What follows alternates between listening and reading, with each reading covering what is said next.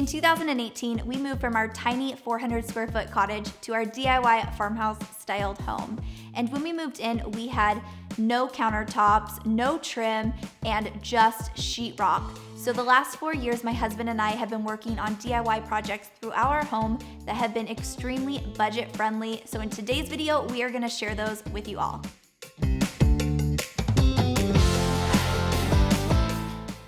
Now the first DIY project that I want to share with you all is extremely budget friendly. This is a DIY pallet wood wall, and we got the whitewashed look, which has a very cottagey and timeless look. It's in our playroom, and one thing we really loved about this project was the fact that we didn't have to fill in the nail holes or paint. It was a one-day project, so easy to do, and it was $35 for each box. Now, while we were accomplishing this, one other thing I'd like to mention about this pallet wood wall is that it's incredible for kids' rooms or playrooms.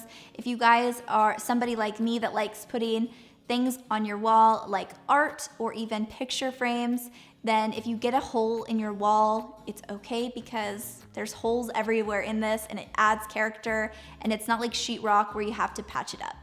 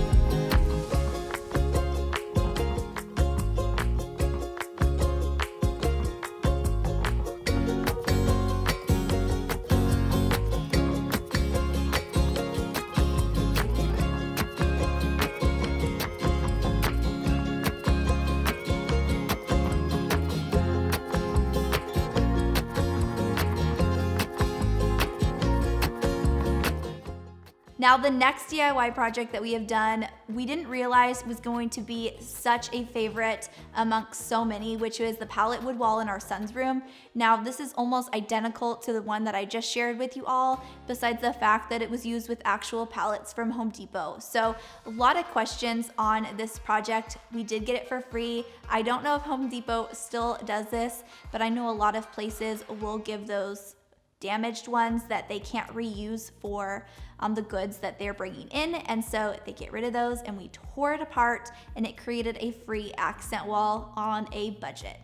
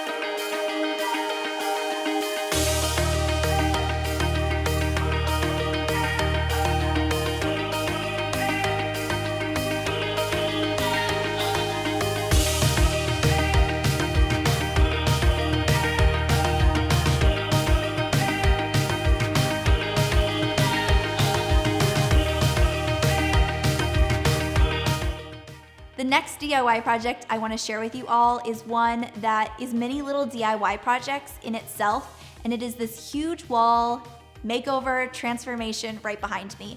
So many ways we were able to do this on a budget that are really, really neat. I'm so glad also that we waited until after we moved in to do this, because we were able to do it slowly and be able to do it on a budget, which really helped. Some tips that I have with this is we were able to use Shiplap from the damaged wood section to lower the cost of this for us. My husband made the DIY beam. It was around $30, $40-ish. That was a huge, huge money saver. The shelves, what my husband did is he did a copycat of what we did in the pantry, which was leftover wood that we already had in our home. And we even added board and batten to the bottom section and wrapped it around our living room section. And that's probably one of the most budget-friendly DIYs we have done that have added character to our home as well.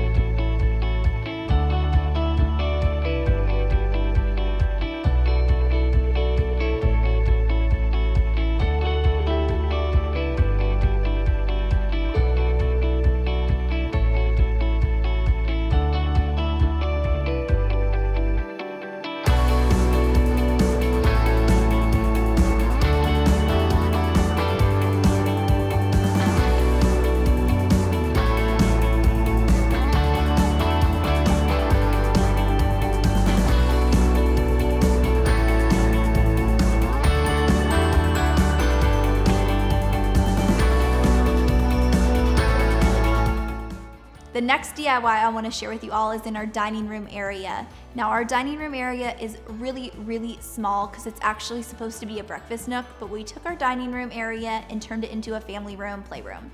So we did in our dining room area, it's right here, we did board and batten that matches the living room behind us, and then we did shiplap above it to just add some more character, and it also matches our fireplace behind us.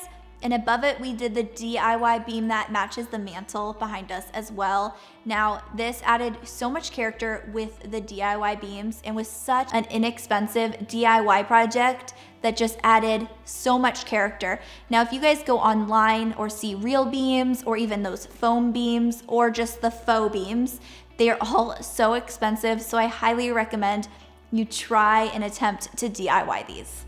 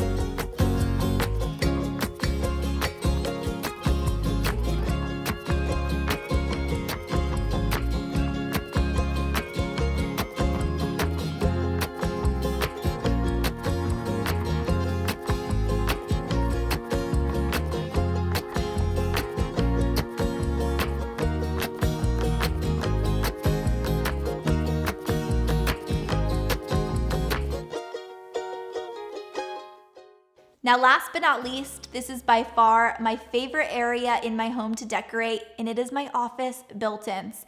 I love how clean this space is and how I can decorate with just my favorite pieces of decor, and it's the first thing you see when you walk into our home.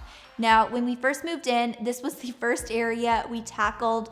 It was just completely sheetrock, and we attempted the DIY project of the brick panels, and it didn't go as planned. So about a year and a half later, after my husband moved his office to upstairs, I got to take over this space, and my husband surprised and built me DIY built-ins for my office. This is by far, I love to say my favorite, but I've already said my favorite quite a few times. But this was something that just added so much more to the home. And since this house has a lot of lack of storage, this was something that really, really helps in this room, especially since there's no closet space.